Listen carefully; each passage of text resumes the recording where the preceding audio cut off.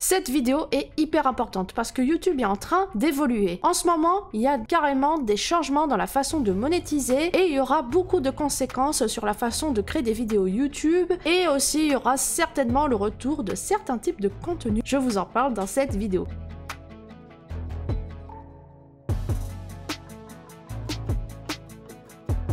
Hello à vous, j'espère que vous allez bien. Aujourd'hui, je voulais vous parler des changements majeurs qu'il va y avoir sur YouTube dans les prochains mois à venir, car ça va impacter tout le monde, que ce soit créateur ou spectateur. Mais surtout les créateurs, on va pas se mentir. Ça va concerner les shorts, donc vous savez, c'est des formats vidéo TikTok, mais qui se trouvent sur YouTube, et la musique copyright dans les vidéos. Allez, c'est parti!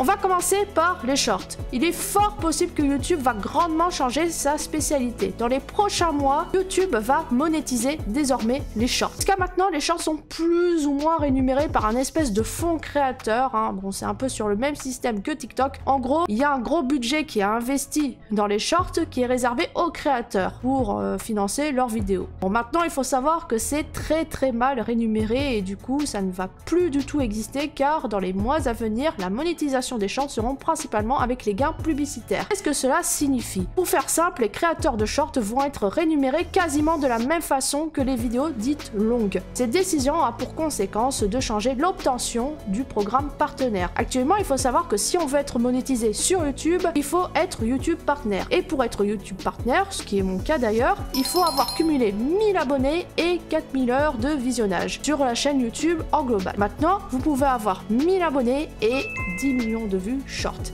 Alors, ce chiffre est assez haut, on va pas se mentir, mais il y a une raison, c'est pour éviter une giga grosse demande de partenaires YouTube, parce que les demandes se font traiter de façon humaine. Mais il est possible que cette limite va baisser dans les prochains mois à venir, après la mise en place de ce programme pour les créateurs de shorts. La conséquence de cette mise à jour est que les vues short vont compter avec les vues des vidéos longues, et donc peut-être que les créateurs de shorts voudront faire des vidéos longues, afin d'amasser le plus de vues possible en cumulé. Je dis ça, mais je pense qu'il est fort possible que du coup ça va relancer la création des vidéos longues. Alors pas de panique, vous n'aurez pas de pubs qui vont se lancer quand vous allez regarder des shorts. Il y aura sûrement de la pub qui va apparaître entre 2-3 shorts. En vérité je connais pas le chiffre, mais je pense que c'est comme ça que ça va se faire, un peu comme sur TikTok où des fois de temps en temps quand on swipe sur TikTok on a des vidéos faites en partenariat qui pop entre deux TikTok. Alors pourquoi une telle mesure? Grâce à la pub, YouTube pourra financer les droits musicaux et on va y revenir plus tard là-dessus. Et donc on pourra partager les parts du gâteau entre les maisons de disques que YouTube doit financer, le créateur pour inciter à faire des shorts et YouTube lui-même.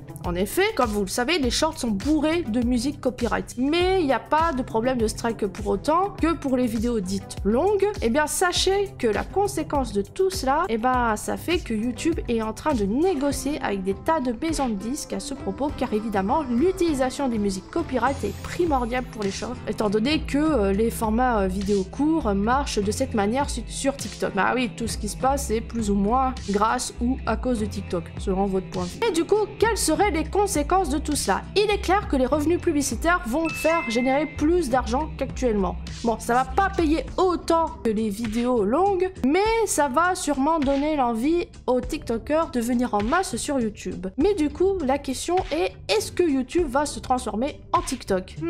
Eh bien, la réponse, c'est oui et non. Car même si les shorts seront désormais rémunérés, le fait qu'ils sont comptés comme des vues, ça peut inciter les gens à faire des vidéos longues, comme je l'ai dit tout à l'heure, et de cumuler les deux. Mais du coup, ça a produit une deuxième conséquence qui est assez importante là pour le coup, et c'est certainement la conséquence la plus importante, et c'est d'ailleurs une très bonne nouvelle. Je vous annonce qu'il y aura sûrement un retour en force de certains types de vidéos, parce qu'il n'y aura plus la problématique liée au copyright de la musique.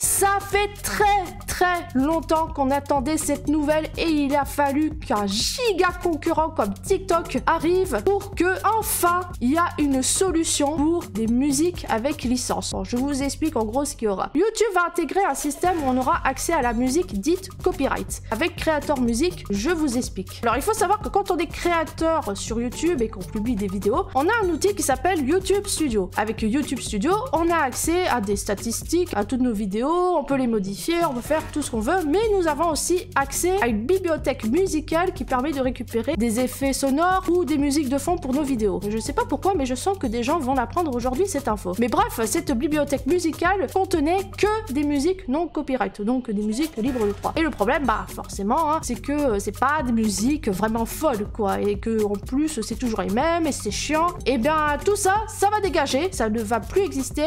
À la place, il y aura Creator Music. Ce sera une grosse bibliothèque de musique où il y aura les musiques libres de droit, bien sûr, mais aussi des musiques sous licence. Si, vous avez bien entendu. Alors l'idée de ce que j'ai compris avec l'annonce YouTube, hein, je vous mettrai le lien en description, c'est que désormais on pourra utiliser des musiques copyright dans nos vidéos s'ils font partie de cette bibliothèque mise à disposition. Et ça change tout. On n'aura plus de problème de strike au niveau des musiques copyright. Mais alors, la question c'est comment cela est possible? Qu'est-ce qu'ils ont fait du coup avec les maisons de disques? Ils ont trouvé plus ou moins un arrangement. L'idée c'est qu'il y aura un fonctionnement assez spécifique par rapport à ces bibliothèques. Je vous explique très rapidement. Il y aura deux solutions. Vous pourrez à travers de cette bibliothèque acheter des droits musicaux directement pour utiliser telle musique dans votre vidéo. Comme ça, vous aurez l'entièreté de la monétisation de la vidéo que vous allez sortir. Mais il se peut que cette option ne sera pas tout le temps proposée. À la place, il y a donc l'autre option, c'est que vous ne pourrez pas payer des droits musicaux, mais en revanche, une partie de vos revenus publicitaires vont aller aux ayants droit qui partagent de l'argent entre créateurs YouTube et les ayants droit.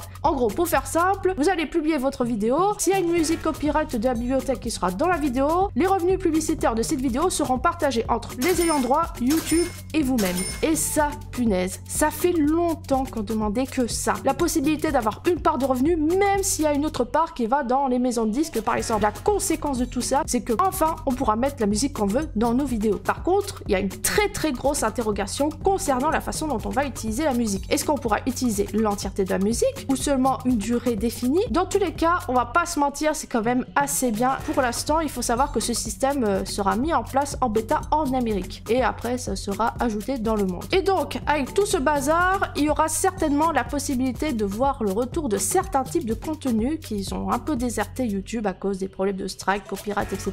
Comme par exemple, tout simplement, le retour des mèmes, qui sont très connus, hein, mèmes ou mimes, peu importe, vous prononcez comme vous voulez, mais aussi des vidéos de type critique de musique, hein. Là, pour le coup, ils pourront utiliser la musique comme ils le veulent et la critiquer sans qu'il y ait un problème de copyright, et ils pourront être également rémunérés. Les MMD, tout simplement, ils pourront être rémunérés, là aussi, vous imaginez le truc, la parodie de musique ou autre, enfin bref, ça va beaucoup nous débloquer au final. Mais le seul truc que je me dis, c'est que c'est malheureux, mais il a fallu attendre un concurrent très sérieux comme TikTok pour que YouTube agisse, car je pense que YouTube a très clairement pressenti la menace réelle venant de TikTok. Parce que bien sûr, s'il n'agit pas, bah TikTok écrase YouTube en fait, tout simplement. Il y a zéro problème au niveau du copyright de musique. Il y a tout à fait la possibilité d'utiliser de la musique sous licence sur TikTok sans qu'il y ait le moindre problème et que bien sûr les personnes puissent être rémunérées derrière. Mais du coup, ce n'est pas si grave parce qu'au final, ça a eu la conséquence de nous avantager, hein, nous créateurs de contenu. Du coup, je suis assez contente de cette bonne nouvelle et ça va nous permettre d'être un petit peu plus libre dans notre façon de créer, même s'il reste encore quelques soucis, comme par exemple le droit à la parodie. Actuellement, il faut savoir qu'il y a par exemple la chaîne YouTube Retech qui est menacée de suppression à cause des ayants droit japonais qui n'acceptent pas que leurs vidéos provenant d'animés soient utilisées dans leurs vidéos, alors qu'en France, on a tout à fait le droit à la parodie. Et normalement, on ne dépend pas du droit américain, même si on est sur YouTube et que c'est une plateforme américaine, chaque pays doit respecter les droits du pays où il est. Donc nous, on est en France, hein, on doit respecter le droit français. Si vous êtes belge, bah, il faut respecter les droits belges, etc., etc.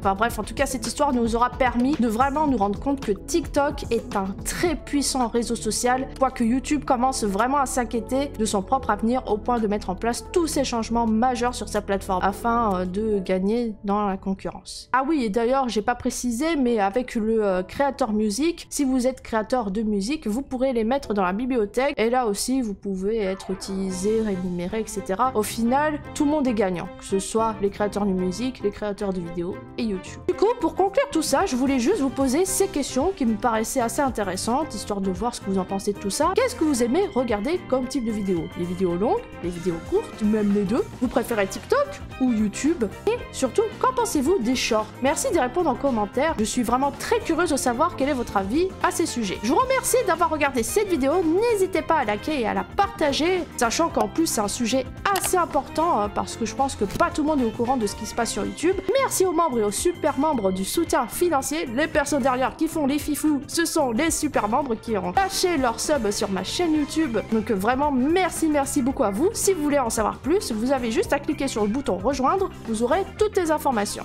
Abonnez-vous à ma chaîne YouTube de façon gratuite avec le bouton s'abonner et bien sûr activez la cloche pour connaître les prochaines sorties de vidéos. Je vous dis à très bientôt les amis, passez une bonne journée ou une bonne soirée, bye bye. Ça danse, ça danse. Est-ce que on pourra du coup danser sur de la vraie musique? Ouais, j'imagine bien là.